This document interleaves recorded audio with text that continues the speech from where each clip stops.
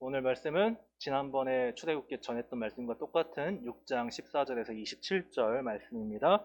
제가 가지고 있는 성경으로는 89페이지에 있습니다. 우리 화면을 보시고 교독하겠습니다. 제가 먼저 읽습니다. 그들의 조상을 따라 집의 어른은 이러하니라. 이스라엘의 장자 르우벤의 아들은 한옥과 발루와 헤스론과 갈미니, 이들은 르우벤의 족장이요.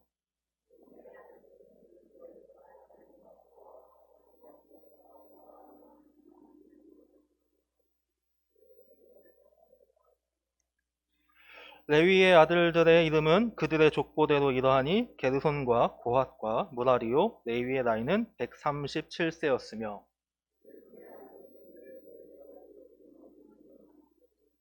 고핫의 아들들은 아므람과 이스알과 헤브론과 오시엘이요. 고핫의 나이는 133세였으며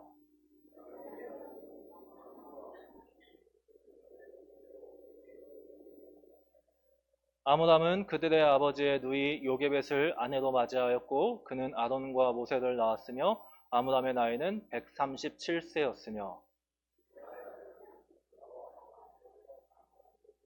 오시엘의 아들들은 미사엘과 엘사반과 시드리요.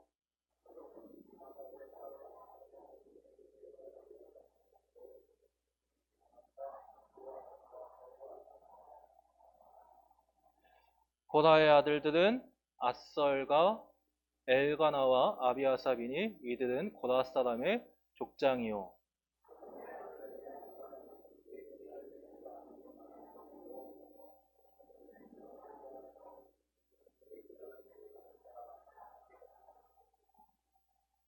이스라엘 자손을 그들의 군대대로 애굽 땅에서 인도하라 하신 여호와의 명령을 받은 자는 이 아론과 모세요. 애굽 왕 바로에게 이스라엘 자손을 애굽에서 내보내라 말한 사람도 이 모세와 아론이었더라. 아멘. 제가 저번에 이 본문을 가지고 말씀을 드리면서 두 가지를 얘기한 게 있습니다. 하나는 성경 속 족보는 그 선택된 자들이 기록되어 있는 거다. 제가 저번에는 편집된 자들이라고 말씀드렸는데 편집보단 선택이 더 맞는 말입니다. 선택된 자들, 하나님이 기록할 만하다라고 부른 자들, 그런 자들이 기록된 거라고 말씀드렸습니다. 그리고 두 번째로는 인간의 역사와는 달라서 그냥 인간의 그 부패함, 어려움 그런 것들도 그런 행위를 했던 자들, 악한 짓을 했던 자들도 실패자도 역사에 다 그 족보에 기록된다라고 말씀을 드렸었습니다. 근데 이러한 특징들은 성경에 기록되는 모든 족보가 가지는 공통점이라고도 말씀드릴 수 있습니다. 마태복음에 있는 1장의 족보도 마찬가지고요. 다양한 족보들이 기록되어 있는데 그 족보들마다 이거 두 가지는 다 공통점으로 얘기할 수 있습니다. 근데 이제 보면 세 번째로 성경 속 족보마다 가지는 특징이 또 있습니다. 이제 마태복음을 예로 들어드리면 1장의 마태복음 족보 같은 경우는 14대, 14대, 14대를 이렇게 맞춰 놓잖아요. 그러니까 기간도 다르고 그러니까 이제 삶의 환경도 다른데 14대, 14대, 14대로 맞춰놨단 말이죠. 이거는 마태가 유대인들에게 전하고자 하는 바가 있기 때문에 그래서 14대 아브라함부터 그것도 아담부터가 아니라 아브라함부터 기록하고 있죠. 아브라함부터 다윗까지 14대, 다윗에서 바벨론 포로기까지 14대, 바벨론에서 그 이제 예수님까지 14대 이런 식으로 맞춰놓은 것처럼 오늘 출애굽기 6장의 이 족보도 족보가 가지는 특징이 있어서 그래서 그것을 좀 더 나눠보고자 출애굽기를 우리가 좀 더 이해해보고자 이 본문을 가지고 한 번 더 여러분에게 말씀을 전해보고자 합니다. 이 족보를 살펴보다 보면 6장의 족보는 모세와 아론을 위한 족보라고 볼 수 있으며 그 외에도 여러 가지 특징을 가지고 있어서 하나님이 하신 약속을 반드시 지키시는 분임을 나타내는 이야기들도 살펴볼 수가 있습니다. 그래서 오늘 족보를 살피면서 끝까지 포기하지 않으시는 그리고 약속을 지키시는 하나님을 알아가는 믿는 우리가 되길 소망합니다. 하나님을 알 수 있는 첫 번째, 오늘 말하고자 하는 첫 번째는 하나님이 포기하지 않으신다는 겁니다. 출애굽기 6장의 족보의 시작은 르우벤입니다. 르우벤은 인간의 시각으로 보기에는 실패자입니다. 아마도 르우벤은 어머니를 많이 사랑했던 것 같죠. 우리가 창세기를 어느 정도 안다면 르우벤의 이야기를 기억하실 겁니다. 이 르우벤은 어머니를 사랑하여서 어머니가 야곱에게 사랑을 받지 못하니까 당시에 이제 여인들이 임신하는데 도움을 준다고 알려진 하판체라는 그 식물을 찾아서 갖다 주기도 했습니다. 그걸 라헬이 질투해서 뺏기도 하죠. 근데 어머니를 너무 사랑하였던 걸까요? 아니면 아버지에 대한 분노가 컸던 걸까요? 라헬의 그 하녀였던 빌하, 그 빌하가 야곱의 첩으로 들어갔는데 빌하하고 간통하는, 그 간음하는 사건을 벌이게 됩니다. 이때부터 르우벤은 장자권을 잃어버리게 돼요. 이때부터 장자권을 잃어버려서 도저히 용서받지 못할 죄를 짓게 됩니다. 그런데도 오늘 본문은 르우벤을 첫 번째 순서로 기록합니다. 이에 대하여 왜 실패한 인생을 왜 성경은 족보에 처음 기록하는 걸까 하고 이제 우리는 의구심을 가질 수도 있는데, 우리가 이 내용들을 알고 있기 때문에. 근데 실제로 이제 마태복음에 예수님의 족보에는 르우벤이 등장하지 않죠. 유다만 등장하죠. 이에 대하여 어떤 주석은 르우벤이 그래도 이제 첫째이기에 이렇게 기록했다라고 말하시는 분들도 있어요. 르우벤이 그래도 첫째여서. 그러나 이는 해석이 조금 빈약해 보입니다.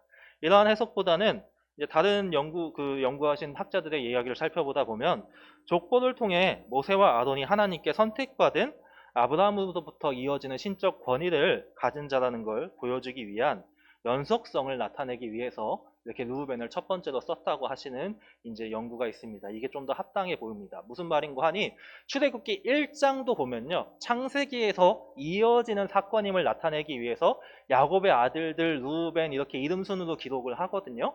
이렇게 기록을 하는 것처럼 창세기 하나님으로부터 하나님이 아브라함을 택하시고 아브라함에서부터 이렇게 이어져 오는 사건의 하나다, 그것을 보여주기 위해서 르우벤이 이제 첫 번째로 기록되었다는 거죠. 그런데 이제 모세와 아론을 드러내는데 쓰이는 족보이기 때문에 딱 레위까지만 기록되었다는 겁니다. 그런데 그렇다 할지라도 보면은 시므온도 기록이 됩니다. 근데 이 시므온의 이 족보에서 보이는 내용들과 그리고 이 6장의 족보에서 후반부에 보이는 내용들을 보면서 하나님이 포기하지 않으시는구나. 단순히 그냥 연속성을 드러내기 위해서만 이 기록된 것이 아니라 하나님께서 포기하지 않으심을 알 수 있는 부분들이 있습니다. 뭔가 하면 시므온도 악한 사람이었습니다. 레위도 악한 사람이었습니다. 시므온과 레위는 그 야곱의 딸 디나, 그 디나가 그 세겜 족속의 족장의 아들로부터 성폭행을 당하고 그렇게 이제 그런 그 끔찍한 일을 당하게 되었을 적에 세겜 족속을 속이고 세겜 족속을 다 진멸시킵니다. 그 할례를 받게 해서 아픈 가운데 가장 아프다고 하는 3일째 되는 날 쳐들어가서 남자들을 다 죽이고 여자와 물질들을 노력했다고 기록하고 있습니다. 그러니까 그들은 굉장히 나쁜 짓을 한 사람들인 거예요. 그럼에도 오늘 본문 14절 15절에 보면 그들의 조상을 따라 집의 어른은 이러하니라 라고 말하고 있습니다. 이 어른은 이제 롯이라 그래가지고 이 롯이는 단순히 어른이 아니라 족속의 족장을 의미하고 있습니다. 르우벤의 아들은 한옥과 발루와 헤스론과 갈민이 이 네 아들이 한 족속을 이루었다는 거예요. 한 족속을 이루어서 한 패밀리를 이루었다는 겁니다. 뭐 그냥 오늘날의 4인 가족 같은 게 아니라 정말로 족장이라고 불릴 정도의 규모의 그런 족속들을 한옥도 한옥 족장, 발루 족장, 헤스론 족장, 갈미 족장 이렇게 족장이라고 불릴 정도로 새가 불어났다는 거예요. 그러니까 르우벤은 악한 일을 했을지언정 하나님이 아브라함에게 약속하신 그것이 그 약속이 있기 때문에 그 르우벤을 보시면서 인간 같으면은 일반적인 인간이라면 르우벤은 포기해요. 르우벤은 버립니다. 버림패로 쓰거나 그래요. 근데 르우벤을 버림패로 쓰지 않으시고 르우벤의 자손들을 통하여서 계속 그 약속을 지켜 나가신다는 거예요. 시므온도 마찬가지입니다. 시므온은 그런 나쁜 짓을 저질러 놓고도 더 대단한 거는 그 에서처럼 가나안 여인의 아들과 결혼을 해요. 가나안 여인의 아들과 결혼을 하는데 가나안 여인과 결혼하죠. 죄송합니다. 가나안 여인과 결혼을 해서 아들 사울을 낳아요. 근데 이 사울도 시므온의 우리 지금 개역개정 사판 성경에는 시므온의 가족이라고 되어 있는데 그 위에 족장이요 14절의 족장과 똑같은 단어입니다. 똑같은 단어서 족장이라고 예전 개역 한글이나 성경에서는 족장이라고 번역하기도 했어요. 그러니까 그 가나안 여인, 이방 여인의 아들 사울도 하나님을 따르니까, 하나님을 믿으니까 그 상관없이 유대인이 아니라 할지라도 하나님이 족장으로 세우셨다. 그래서 성경에 족장으로 기록되고 있다라고 볼 수 있다는 거죠. 그와 더불어서 24절에 보면 고라의 아들들은 아실 있죠? 제가 잘 안 보여 죄송합니다. 아실과 엘가나와 아비아삽이니 이는 고라 사람의 족장이요. 이 아들들 고라의 아들들 있잖아요. 고라는 아론과 사촌 관계입니다. 모세와 아론과 사촌 관계예요. 근데 6장 이 출애굽기 6장에서 사촌인 사람들의 아들이 나온 경우는 고라의 아들들밖에 없어요. 근데 고라는 하나님께 심판당해 죽었습니다. 그러니까 그 고라가 모세와 아론의 권위가 욕심나가지고 광야에서 그 권위에 도전하다가 땅이 갈라지면서 고라 족속을 삼켜버리잖아요. 그러면서 심판을 받았는데 근데 출애굽기 6장에서는 고라의 아들들이 나오고 있어요. 이 고라 족속이 다 심판을 받았던 건 아닌 것 같고요. 그 중에 그래도 그렇게 따르지 않던 하나님을 따르던 자들은 살아 있었던 것 같습니다. 그래서 이들이 성막의 문지기 역할을 그 직분을 감당했다고 이야기합니다. 그러니까 고라의 아들들은 아실과 엘가나와 아비아삽이니 이들은 그렇게 심판받은 자들이 아니라 하나님께 택함받은 자들, 하나님을 따른 자들, 하나님을 순종한 자들이라는 거죠. 고라는 나쁜 놈 맞아요. 고라는 나쁜 놈 맞는데 그 고라를 보시고 그 족속을 포기하는 것이 아니라 고라는 고라대로 심판하시고 하나님을 따르는 족속은 포기하지 않고 하나님이 하신 약속을 지속적으로 지켜 나가신다는 겁니다. 그렇기 때문에 우리는 이 족보의 별거 아닌 이 두 절만 보고서도 우리를 포기하지 않으시는 하나님을 깨달을 수 있는 기회가 됩니다.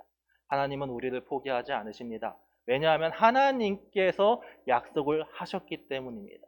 하나님이 하신 약속은 한두 명의 그 악한 일 때문에 한두 명의 실패 때문에 끝나지 않으시고 그 약속을 지키시기 위하여 계속해서 지켜나가신다는 겁니다. 그런가 하면 하나님은 약속을 반드시 지키시는 분입니다. 르우벤, 시므온과 다르게 6장 족보에서 세세하게 다루고 있는 레위 족보에는 또 다른 몇 가지 특징들이 있습니다. 첫째는 레위, 고핫, 아브람만 나이를 기록한다는 겁니다. 보면은 레위의 아들들의 이름은 해서 레위의 나이는 137세였으며 고핫의 나이는 133세였으며 아브람의 나이는 137세였으며 이 세 명은 아론의 아버지, 할아버지, 증조 할아버지예요.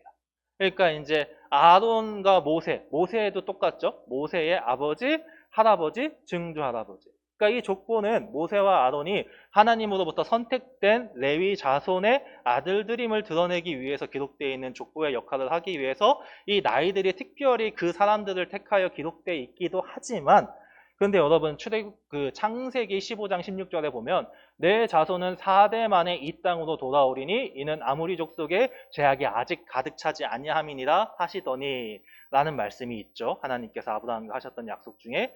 그래서 7장 7절에 가면 모세와 아론의 나이가 나옵니다. 모세는 80세, 아론은 83세였다고.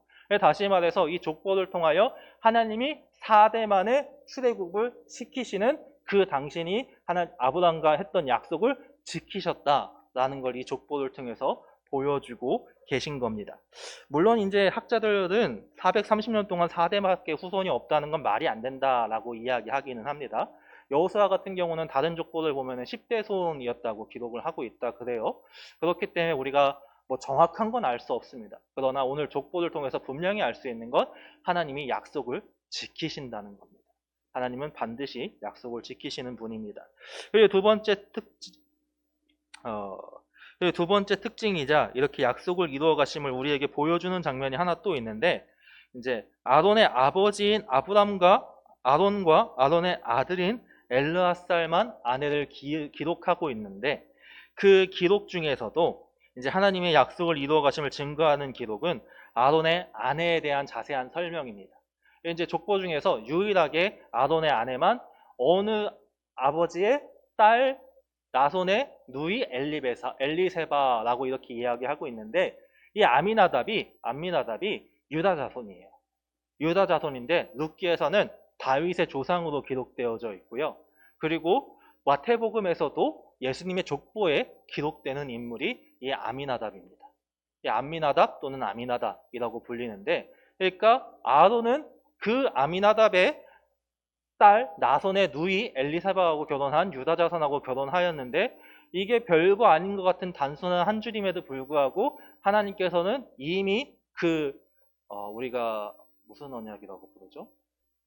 태초 언약이라고 원시 언약, 원시 약속, 원시 언약이라고 부르는 그 창세기 3장에서 나오는 그 약속을 이미 지금부터 예전부터 지켜나가고 계셨다라는 것을 이런 걸로도 우리가 볼 수 있게 되는 겁니다.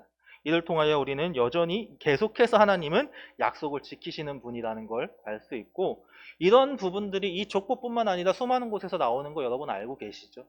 그렇게 우리는 주님을 붙잡고 하나님을 붙잡고 기도할 수 있는 겁니다. 우리가 그 약속 그 자체의 말씀을 붙잡고 기도할 때 하나님은 그 약속을 어기지 않으시는 분이시기에 분명히 우리의 기도를 들어주시고 그 약속을 통하여 우리의 삶을 이끌어 나가십니다. 그런가 하면 하나님은 순종하는 자를 존귀하게 여기시는 분이기도 합니다. 하나님은 우리가 이에 대하여 이제 출애굽기 6장의 족보에서 아론의 아들뿐만 아니라 그 손자까지 기록되었음을 통해서 알 수 있는데요. 유일해요. 유일합니다. 제가 보면은 이게 그 6장을 정리한 족보예요. 6장을 정리한 족보의 내용들인데, 내용들을 보면은 아론 밑에 4명이 있고 고라 밑에 3명이 있어요. 압질, 엘가, 아비아사. 나머지는 하나도 없죠. 그러니까 이 7명 중에 유일하게 엘르아살 밑에 1명이 기록되는데 그 기록된 사람이 비느하스입니다. 근데 이 비느하스가 누구냐면, 비느하스를 낳았으니 이들은 레위 사람의 조상을 따라 가족의 어른들이라 라고 얘기하는데, 비느하스는 아론을 이어서 대제사장이 된 엘르아살을 이어서 대제사장이 되는 사람인데, 민수기 25장에 가서 보면은 모압 여인들이 그 이스라엘을 유혹해요. 이스라엘을 유혹해서 음행하게 되고 음행하면서 바알부를 섬기게 됩니다. 그거에 대하여 하나님이 굉장히 진노하셔서 연병이 내려가요. 연병이 내려와서 이스라엘 백성들이 이제 고난 그 연병을 겪게 되면서 많은 사람들이 슬퍼하는데, 그 중에서도 개 중에서도 여전히 정신줄을 놓은 한 사람이 보면은 이스라엘 자손의 온 회중이 회막문에서 울 때에 이미 연병이 와서 사람이 죽어가면서 울고 있는 거예요. 회개하면서. 그런데 이스라엘 자손 한 사람이 모세와 온 회중의 눈앞에 미디안의 한 여인을 데리고 그 형제에게로 온지라. 연병이 내려서 이렇게 이제 벌을 받고 있는 상황에서도 정신줄을 놓은 사람이 그 미디안 여인을 데리고 온 거예요. 음행하겠다고.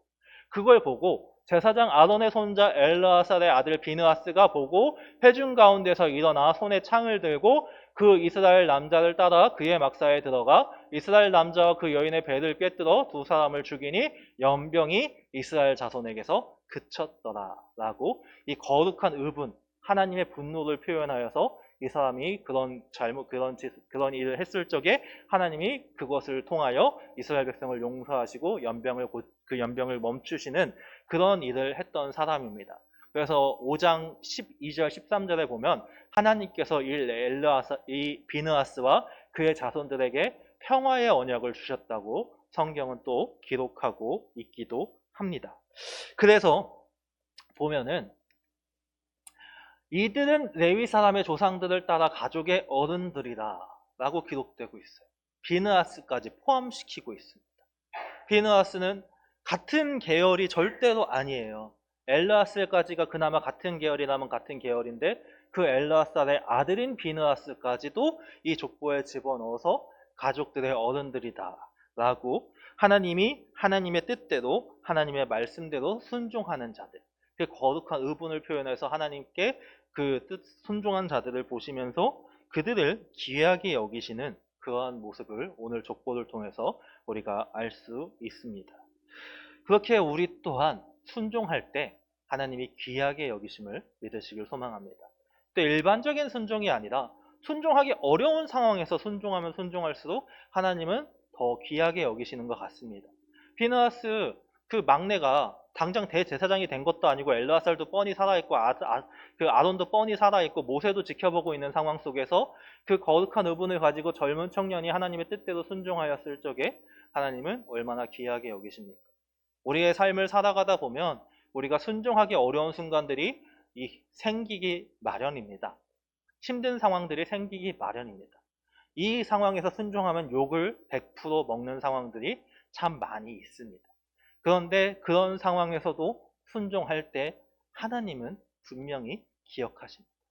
하나님은 분명히 기억하시고 하나님은 단순히 그냥 기억하실 뿐만 아니라 그 순종하는 자들을 귀하게 여겨주신다고 오늘 우리가 보는 이 출애굽기 6장 족보에서 우리에게 말씀하고 있습니다.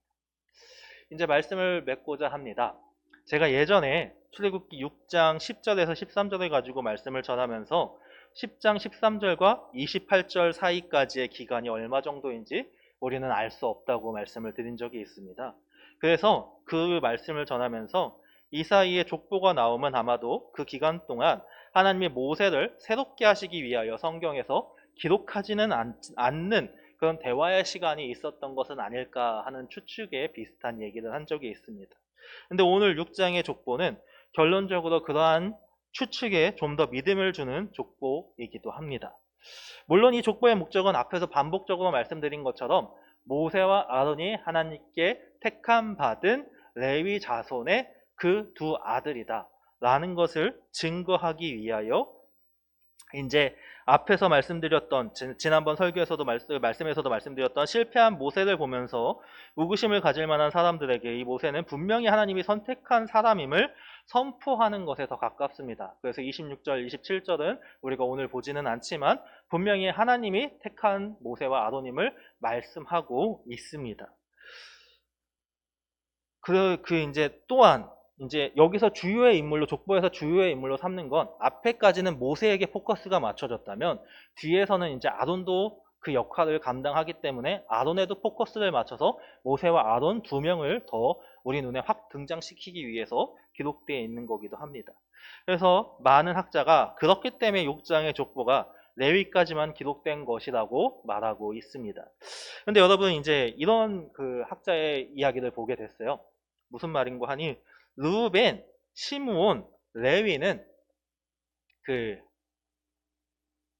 야곱의 아들 중에 가장 나이가 많은 아들들임에도 장자의 축복을 전혀 받지 못했습니다. 49장에서 창세기 49장에서 야곱의 축복을 보면 이 세 아들에 대한 내용은 축복이라기보다 저주에 가까운 것처럼 보입니다. 물론 모든 12아들의 그 축복들을 보면요.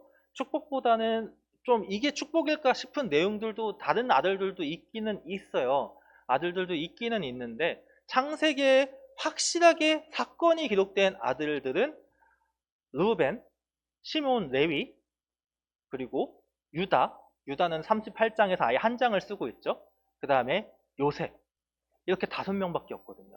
5명밖에 없는데 유다와 요셉과는 다르게 르우벤, 시므온, 레위는 그 악을 저지른 행위를 성경이 기록하고 있어요. 그래서 이들은 축복을 받기보다는 저주 비슷한 걸 받는데, 그러니까 이게 이렇게 성경에 기록이 됐다는 거는 자손들 사이에서 대대손손 구두로 그 이야기들이 전해져 내려왔다는 이야기가 됩니다.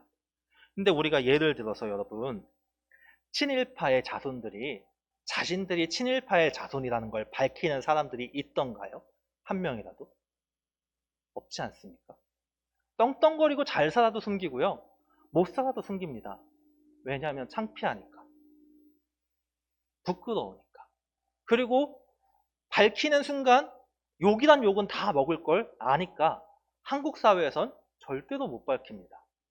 근데 이들 또한 그 사건들이 창세기에서 기록된 사건들이 대대손손 기록되어서 전해져 왔다면 르우벤 족속의 자손들, 시므온 족속의 자손들, 레위 족속의 자손들은 뭔가 말할 수 없는 그 12자손 사이에서 불편함을 느끼면서 그 열등감을 느끼면서 살아왔을 거라는 겁니다.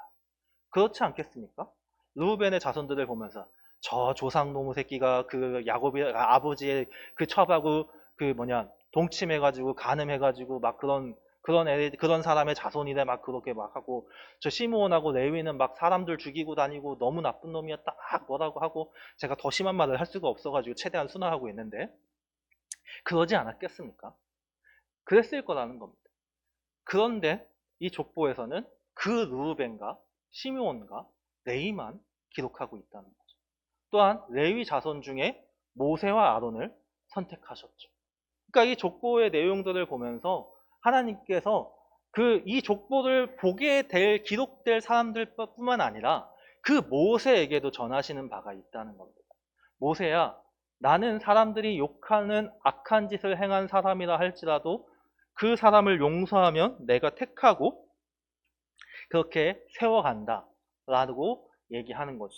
제가 나름대로 정리한 그 하나님이 뭐라고 말씀하셨을까 생각해 본 그걸 한번 읽어보자면, 너가 실패하였다고 나는 너를 버리지 않는다. 너에게 문제가 많아도 나는 너를 치유해서라도 너를 쓸 것이다.